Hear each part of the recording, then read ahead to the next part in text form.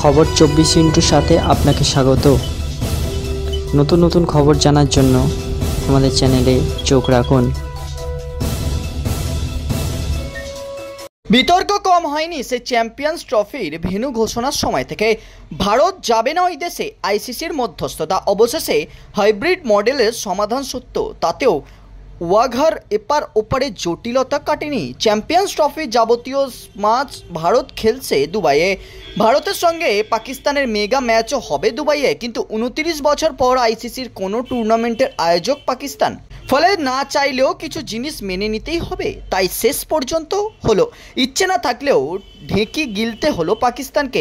দিন কয়েক আগেই মহাবিতর্ক দেখা দিয়েছিল করাচি স্টেডিয়ামের ছবি দেখার পর। 8 দলীয় টুর্নামেন্টের 7টা দেশের পতাকা থাকলেও ভারতের পতাকা আশ্চর্যজনকভাবে অনুপস্থিত ছিল, যা একেবারেই মেনে নিতে পারেননি ভারতীয় ক্রিকেটের মহল। এ নিয়ে সোশ্যাল মিডিয়ায় সোচ্চার হয়েছে অনেকে। বিতর্কে পড়েই ভুল শুধরে নিল পাকিস্তান ক্রিকেট বোর্ড। করাচি স্টেডিয়ামে অবশেষে দেখা গেল ভারতের তেরঙ্গা। যে কোনো টুর্নামেন্টের নিয়ম অনুযায়ী এটা করতেই হয় পিসিবিকে। যে দেশগুলো অংশগ্রহণ করে তাদের জাতীয় পতাকা ভেন্যুতে দেখা যায়। ফলে পিসিবি যদি ভারতের পতাকাকে অগ্রাধিকার না দিত, তাহলে আইসিসির কোপে পড়তে পারত তারাও।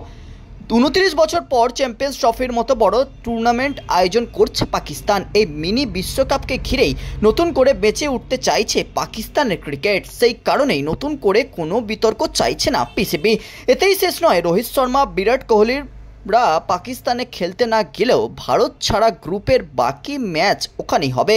যে কারণে পাকিস্তানে যেতে চেয়ে ভিসার আবেদন করেছিলেন 7 ভারতীয় সাংবাদিক। তার নিয়েও টালবাহানা ছিল প্রাথমিকভাবে। শেষ পর্যন্ত তাদের ভিসা মঞ্জুর করা হয়েছে এমনই খবর। আসলে পাকিস্তান আতিথেয়তার দরজা নতুন করে খুলতে চাইছে, কিন্তু রাজনৈতিক সমীকরণ এতে বদলাবে তেমন বিশ্বাস কেউই করছেন না।